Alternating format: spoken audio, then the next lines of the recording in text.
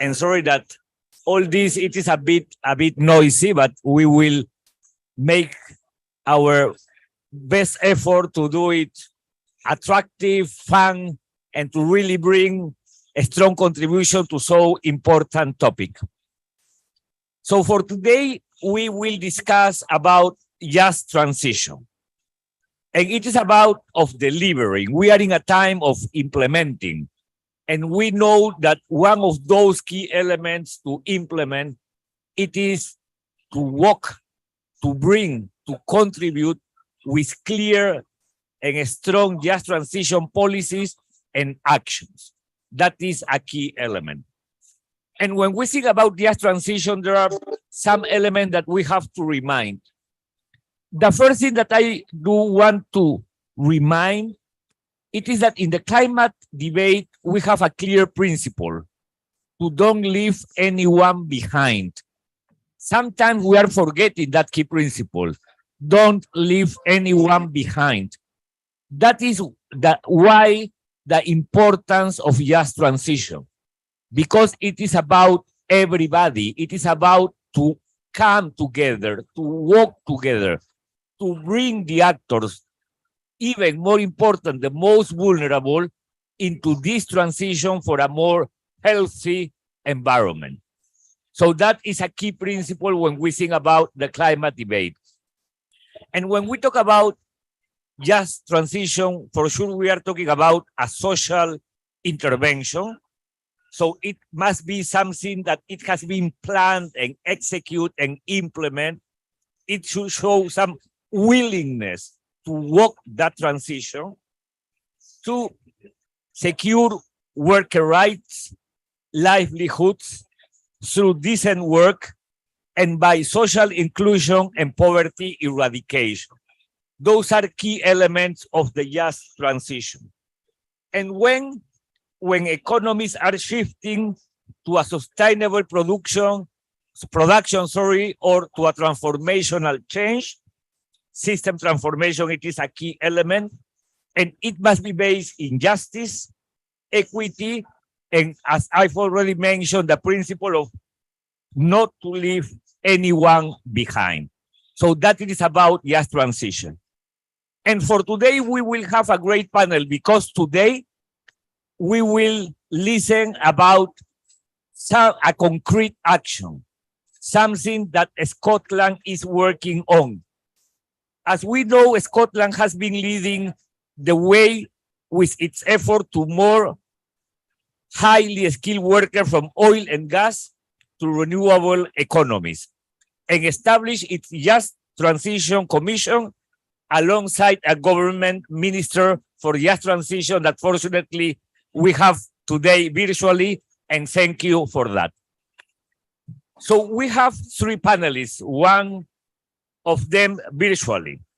We have the Minister of Just Transition, Richard Lochhead, member of the Scottish Parliament. He was appointed Minister for Just Transition in May of 2021. Thank you very much, Mr. Minister, for being part of today's panel. After that, we will have a great leader, not only of the Just Transition, but in the climate debate, a good friend, Sharon Burrow. She is the General Secretary of the International Trade Union Confederation, ITUC, and former President of the Australian Council of Trade Unions. And finally, we have Joshua Apong-Sem from Ghana, environmental activist and the climate lead at the Office of the UN Secretary General Envoy on Youth. Thank you very much, Joshua. So we are running a bit out of time because we have started a bit late.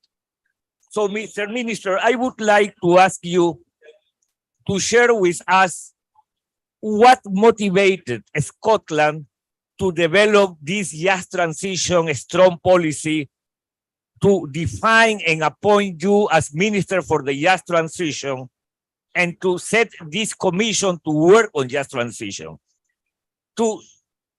I would like to ask more about your emotions, your political emotions. So what has motivated Scotland to be so active in implementing a just transition policy? Thank you, and thank you for the invitation from WWF to participate. Minister, give me 1 second to be sure that we can listen to you. Okay, could you speak, please? Hello, and nice to join you. Can you hear me?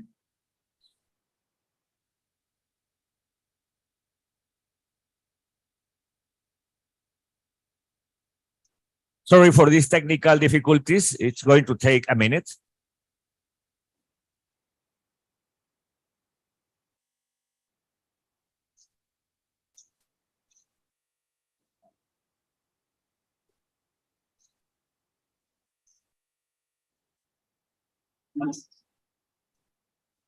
Okay, Minister, please, could you go ahead? Yeah, Scotland now it calling works. Egypt. It's working well. Thank you. Scotland calling Egypt. I was just saying thank you very much for the invitation to join you all at COP27 after I spent a lot of time and had a lot of meetings at COP26 when we were delighted to help host that here in Scotland at Glasgow. And I'm now through my first year or so of being the first ever Minister for Just Transition in the Scottish Government. So we as a country are committed to very ambitious net zero goals to achieve net zero by 2045 in comparison to 2050 for the rest of the UK. And we are doing that because we have a lot of opportunity to reduce our emissions and play our role as a country to help achieve net zero for the world and help the planet because of our massive renewable energy potential and other resources as well.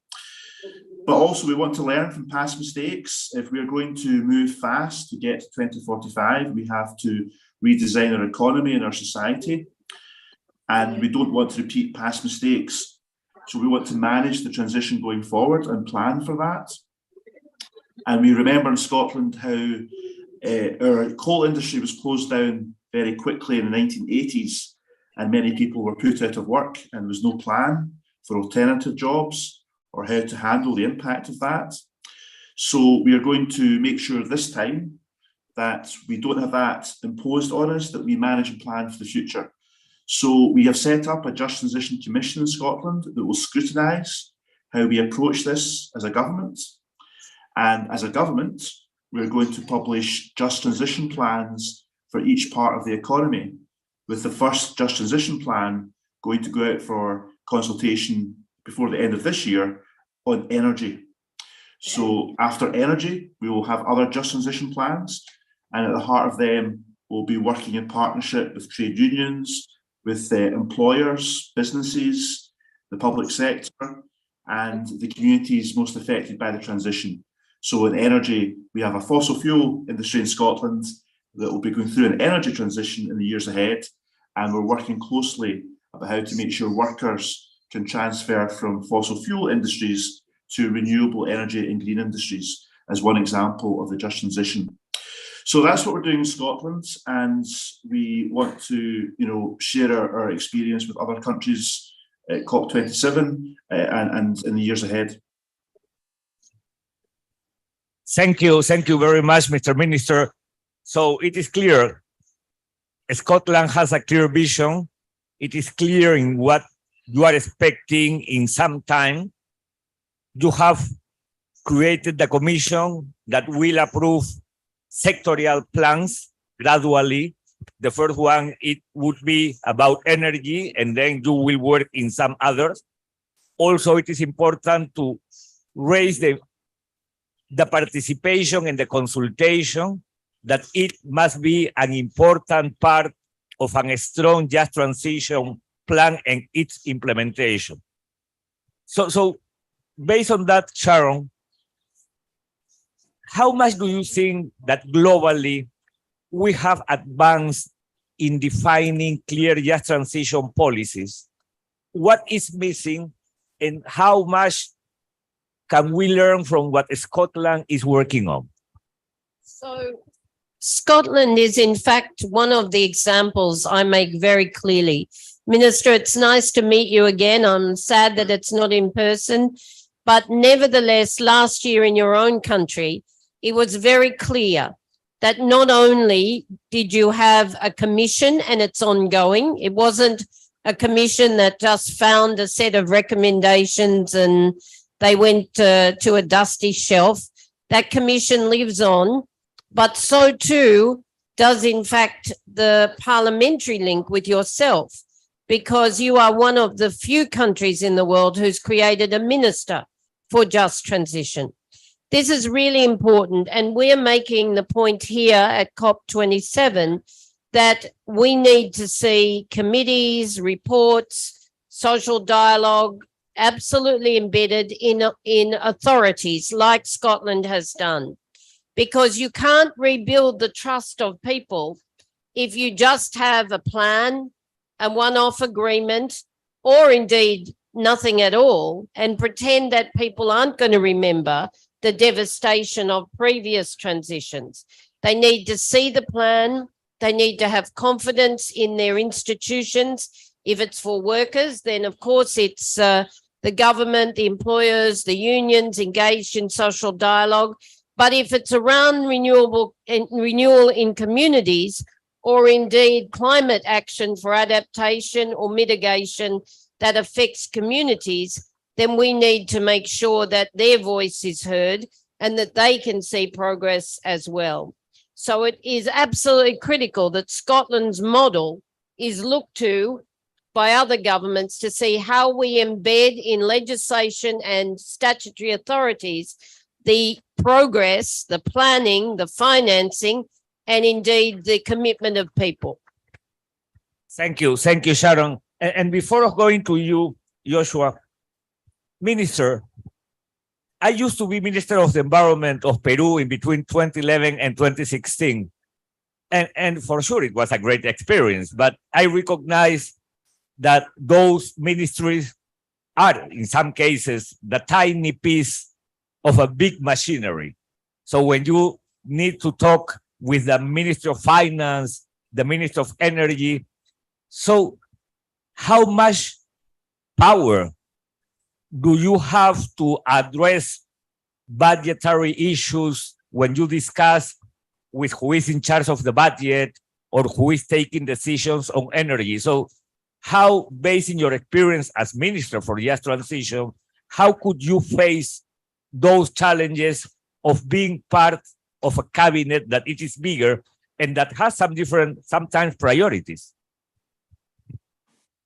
Well, that's a very good question. And of course, Scotland's First Minister, Nicola Sturgeon, has been at COP27 this week.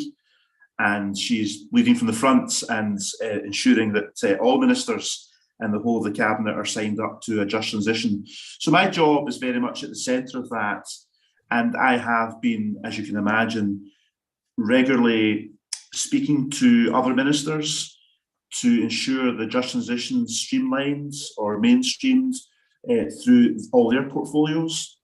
And so myself and the Energy Minister have regular conversations about progress with the just transition, and also the Minister for Agriculture, because that's got a big role to play in the transition.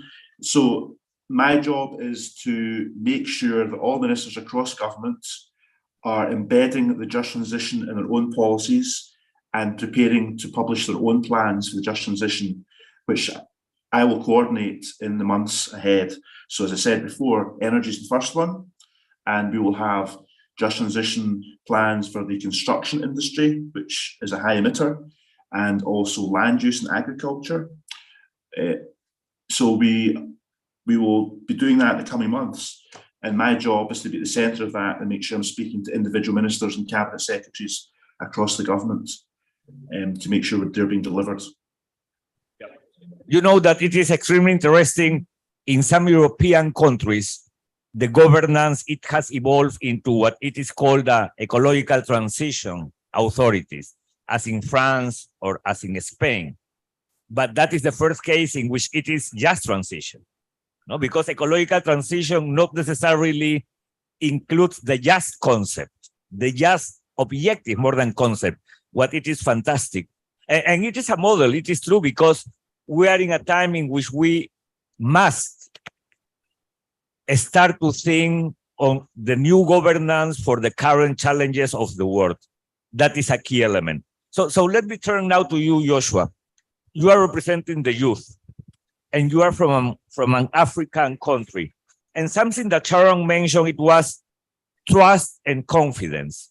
So the creation of a ministry in case of Scotland, it is showing a strong political willingness not only to produce plans, but to execute and to implement with a responsible in charge. So we know that the minister is putting his head in front of their constituency. Everybody will point him, if the just transition policy, it is not well implemented or fair implemented. So as representative of the youth, what are your expectations and what it could create that kind of trust and confidence for a strong just transition policies and actions in Africa? Well, thank you. And congratulations to the minister. And it is a great example. I think one thing I will start with is the concept of just transition itself, because like you said, there's a transition and there is a just, but mostly we talk about it in the context of as if transition is just happening for everyone and there has to be a just version of it. What about in areas where transition is something that is not even envisioned because there's just lack of resources to even transition? So even in the context of energy, just transition is a great thing that always goes along the lines of energy, fossil fuel industry, all of that. But for communities where there's just no access to energy at all, there has to be a transition somewhere before the just even comes in. And for many young people, when just transition conversation comes up, that is where the concern is. The concern is that we are too fast ahead, thinking of the just version of it, which we support. But let's not forget that for some people, transition needs to occur first. And in that transition, there has to be a just version. So energy poverty or the areas where the fundamentals are not there at all, we need to provide for those. And then in providing for them, we need to ensure that there is justice in that. The second thing I'll mention is, of course, the governance challenge, which just came up. And I think not just in Africa, in many developing countries and emerging economies, the trust levels are low, but the governance structures are also very rigid to enhance very inclusive and meaningful engagement of the broader population in developing transition plans. So this includes just lack of resource to consult and make sure that the consultation group is representative of who actually needs to be there. So in many cases, you find ministries convening NGOs or civil society groups and whatever network they have that is really closest to them in the capital. Because bringing anyone else who is far from the capital means you incur a cost of hosting them in a capital for overnight, and it comes with some responsibility and burden. And in many places, there's no resource to do that. So you end up really inviting civil society groups who you already know and have relationship with, who typically support what you're going to do anyways, and consult with them. In the end, there is a plan, and it is a transition plan, and it's just who is defining what just transition is. But what happens is that in the implementation phase, you get an uprise of a new movement, and it's typically referred to as a new movement, but it's typically a movement that was already there and was left behind because there was lack of resources to consult with those. And these are typically last mile communities where we always use them as the case for why we even need to have just transition. We use them as the argument why we need to do something, but we lack the resources to actually engage them in the process.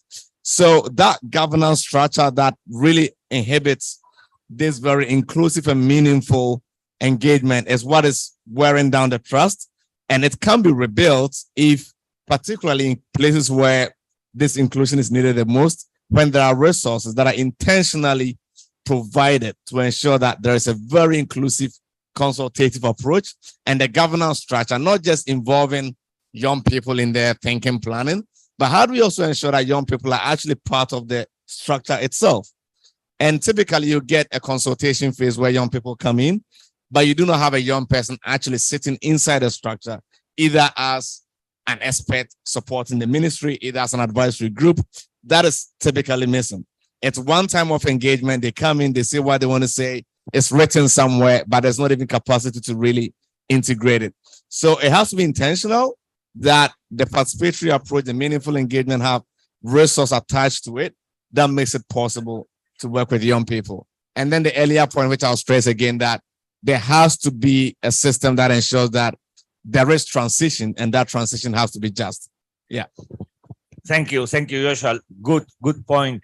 The idea of system that it is showing gradually that transition is happening, and that it is just, and probably because of that, Sharon, you remember the last minute discussion in Glasgow, the change of the switch from face out to face down. So how much the lack of clarity in a time frame for phasing out fossil fuels could jeopardizing our objectives for a clear and strong just transition? I think it was devastating because people, if you think about it from perspectives of workers, and I want to come back to the points made, but then those of us who've walked the coal fields or told the fossil fuel workers that there's an exit date, that we have no choice but to actually transition. They have good jobs, they're secure jobs, they're good union jobs, so they're well paid. And they were coming to terms with the fact that indeed the future was going to be different. Hopefully they'd still be good jobs because we'd be fighting for them, but they might be energy jobs or they might be in other sectors. When that ministerial agreement was made, it kind of, for CEOs in the fossil fuel sectors, particularly oil and gas, and for workers, it took the brakes off. So now our companies, sadly, are pushing a narrative that says, relax, we've got more time, the party's not over. This is nonsense. We are on, what did the Secretary General say? We're traveling towards our own, we're driving towards our own extinction with our foot on the accelerator. And so that has to be something that was just a political compromise, not a reality. But I want to make the point about just transition and justice generally, environmental, social justice. This is the framework. So where you have, countries like Sudan, I'm not sure what your country is, from Ghana, yes. Well, you have slightly more energy access in Ghana, but still there are at least 30% in your community that don't have energy access. In Sudan, I think it's 60 or 70, and many other surrounding African countries. For every 10 jobs in renewable energy, there's 5 to 10, for every 20 jobs in renewable energy, there's 5 to 10 in manufacturing supply chains. And if we get them right, and they're good jobs, decent workers, the ILO says, well paid, there are 30 to 35 jobs in the broader ecosphere. That's how you build communities. So we see the justice and the access question as part of a just transition. And what worries us is that where the fossil fuel companies are pushing to maintain their base, okay, we have a crisis in energy in Europe in particular and other places, but it's a 3 to 5 year ramp up in production. It's not about new investments in unsustainable energy infrastructure. And we should be pushing absolutely the financing piece here into Africa, into other places around renewable energy and access and justice around energy poverty. But we also need to make sure that we are not working against each other. And so it's really important that beyond the concept that if we establish those authorities where people can have a voice, can ask a government, but also the social partners, employers, workers, community leaders, because the report today released about subset actors and their responsibilities with the McKenna report absolutely made it clear, and the Secretary General said it, there is zero tolerance now for net zero greenwashing. So we want to see action. We want to see it financed. We want to see it de-risked and the cost of finance in Africa lowered. And that's the business of this COP. But absolutely, the workers, and I hope our community allies, will now be fighting to see the concepts on the table, but let's get those legislated statutory authorities in place to make this a reality. Thank you.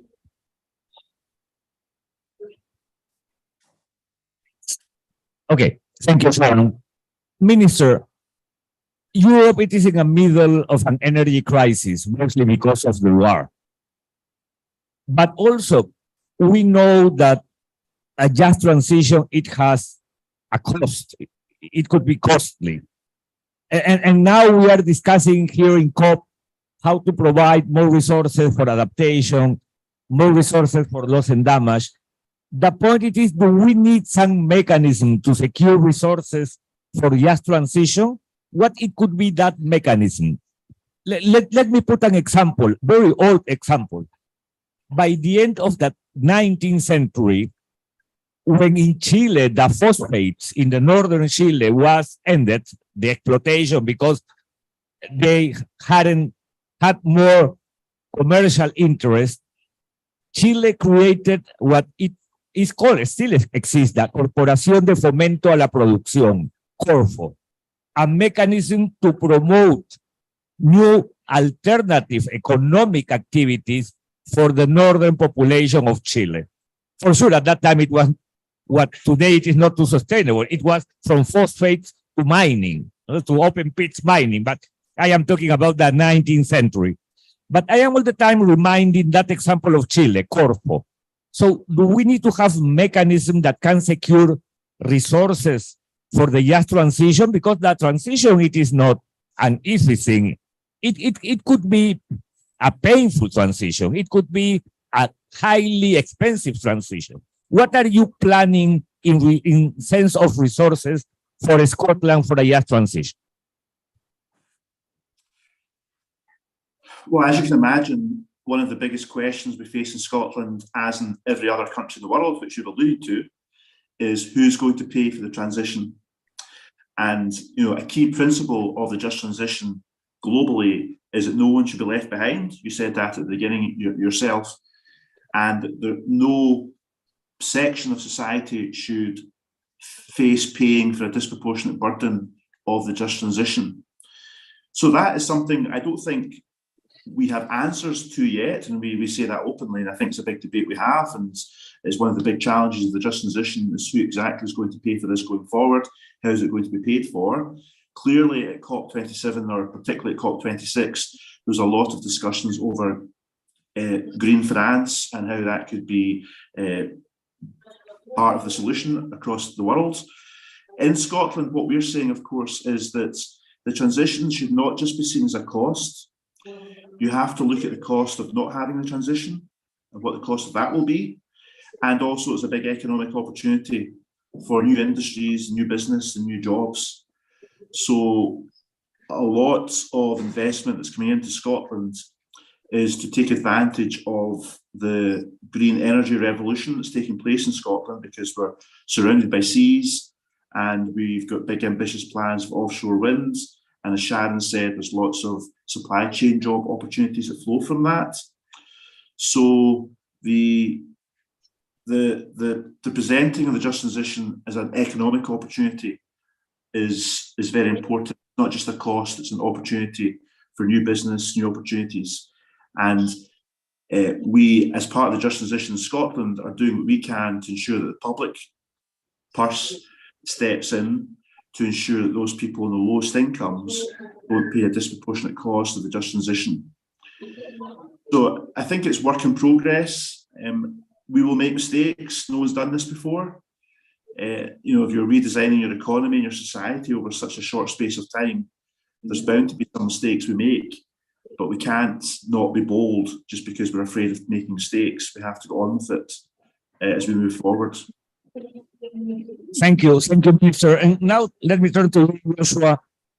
Could you develop a bit more what Sharon commented about access in Africa and how much we could develop access to new technology, how much we can limit the transfer of obsolete technology, that it is a temptation sometimes, no? So to guarantee access and to promote just transition in Africa. No, so first of all, I think I agree with everything she said. And one important point was making sure we don't sort of go against each other in the way we advocate and getting the narrative right. The challenge here is that the access to finance is highly important to unlock that change that needs to happen to get people to advocate for it rightly. And that is access.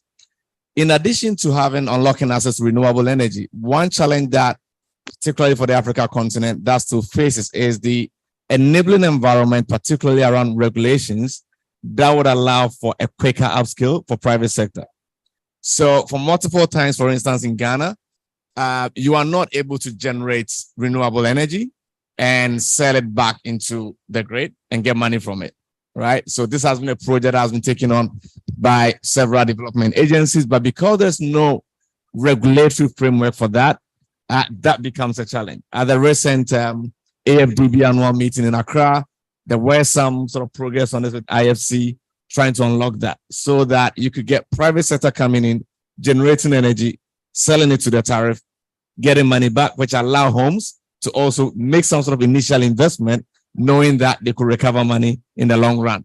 But without that regulatory framework around, it's quite tricky for people to really come in with big investments.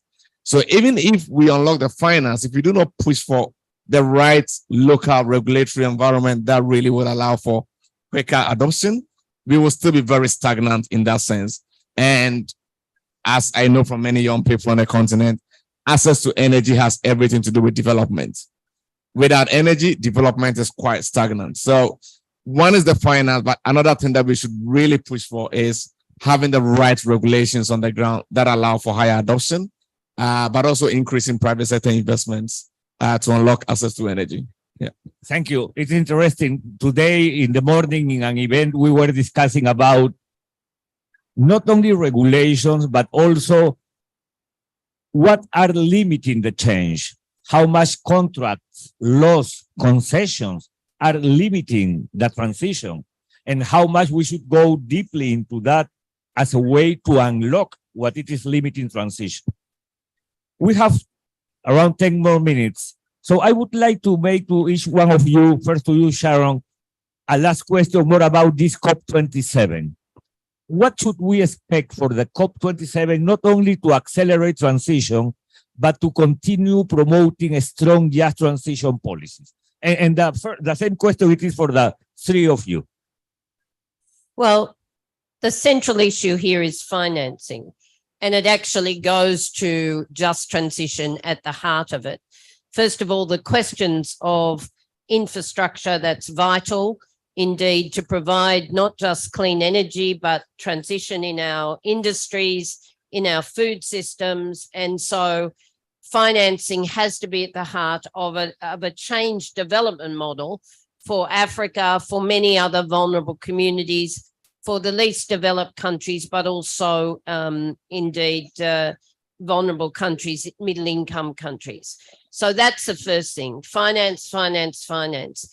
It has many layers. Some is the direct solidarity that must go with loss and damage, with the climate financing, but also we need to see solidarity in the way that we're reducing the cost of capital, because if you're paying double-digit figures for capital in Africa, no one's going to invest. And that's the reality at the moment, or for small to medium enterprises versus what the cost of capital in wealthy countries or for big enterprises is.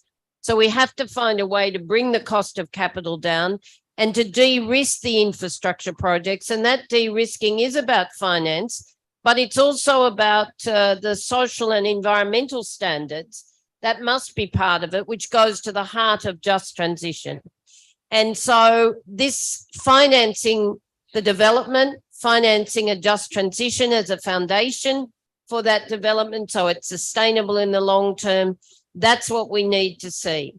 Of course, I would say to you that I'm really quite anxious about the drop in ambition. You're not hearing the kind of competitive ramp up from countries about doing more. We are seeing several countries making announcements to do more by 2030.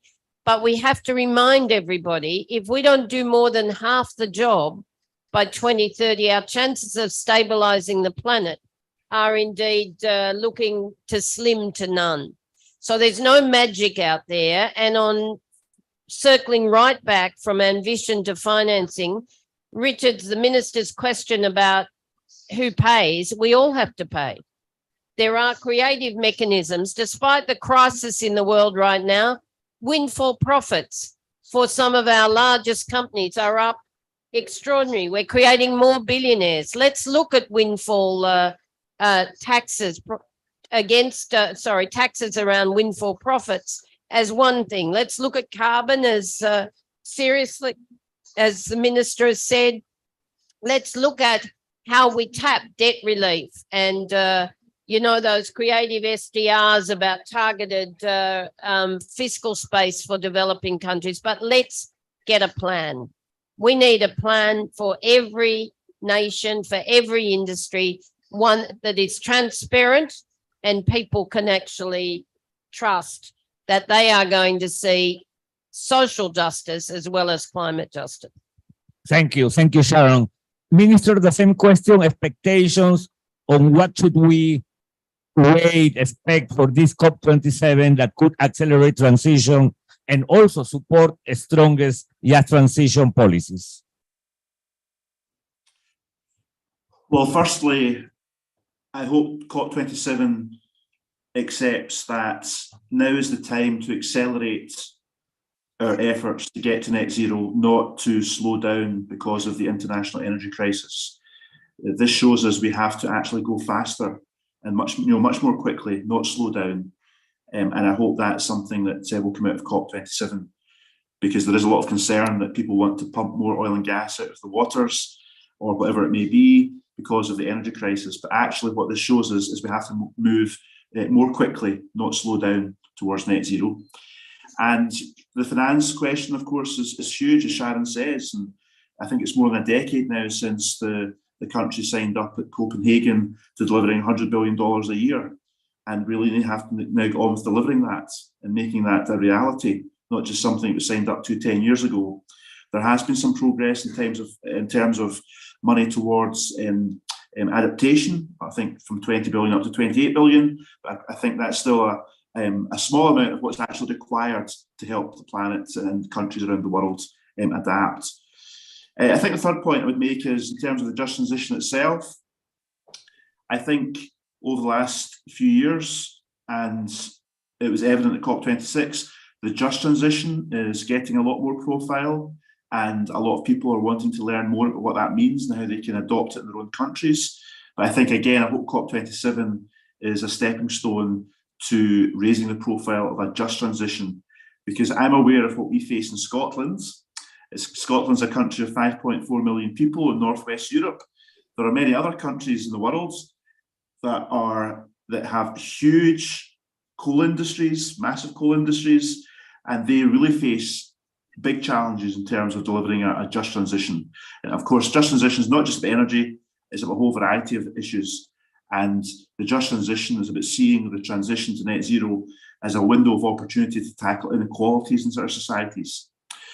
But other countries face enormous challenges in that regard. We've got our own challenges in Scotland, but across the world, there's much bigger challenges in other countries. So if they can adopt a just transition now and not wait, I think that's a good thing to do. Thank you, Minister. Joshua? So I will quickly reiterate finance. As I said, I think without the finance, we cannot unlock what we want to unlock. We cannot reach the vision we want to reach. So the finance piece is non-negotiable. I think we need to have some concrete agreement on that at COP27.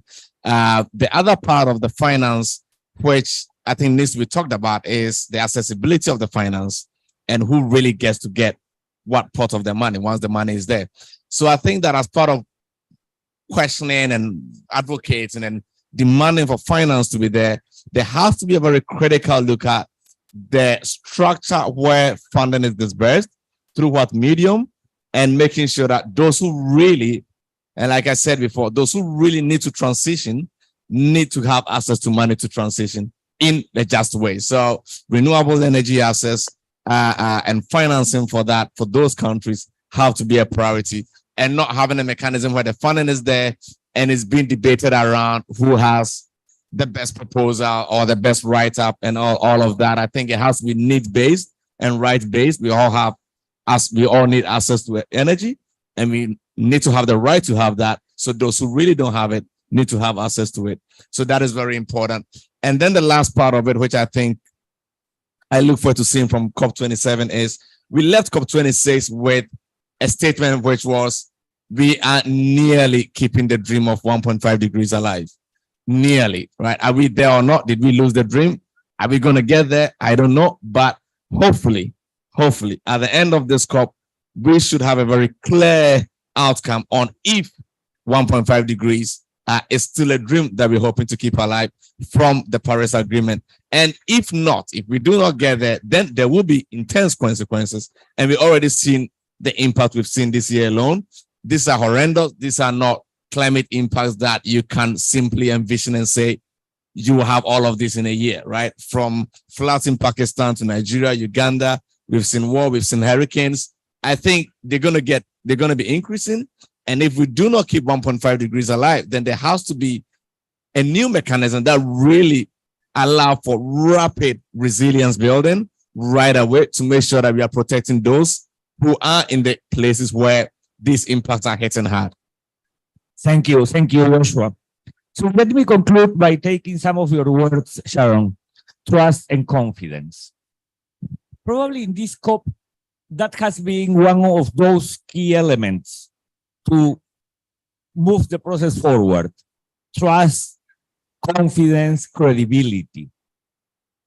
2 hours ago, Catherine McKenna, former Minister of Canada, presented the result of the high-level expert group convened by the Secretary General to recover credibility in the net zero climate claims. A really interesting report. That, in my personal point of view, it is the cardiovascular system of the climate body. It is key, the credibility in net zero.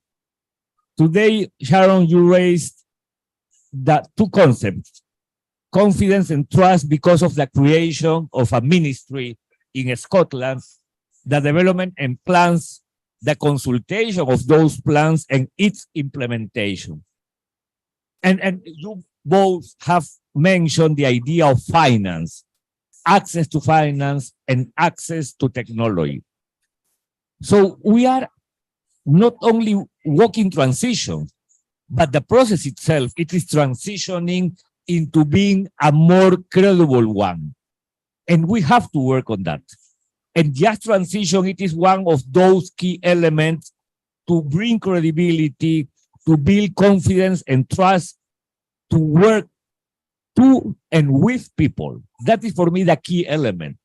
And I think that we don't have too much more time to waste. We have to quickly sort any difficulties, solve any controversies, move our system into being credible with this phrase, no excuses. There is no excuses to finally define a credible system that could guide us toward what we are expecting, towards our collective vision. We have to recover that collective vision. We are moving towards the same. Probably we have excused our lack of action because of pandemics 2 years ago, and now because of the emergency, the war, and many other difficulties in our context. But now we don't have more excuse, and we do need to move things forward and take the good examples as Scotland on what you have just made with the ministry and the plans and the commission and the action. So I think that good lesson from Scotland. Thank you very much, Mr. Minister, Sharon, Joshua, and I hope that you have enjoyed this panel. Thank you very much.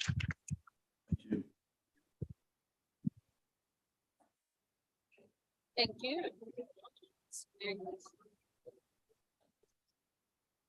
For WWF systems on those. Oh, thank you.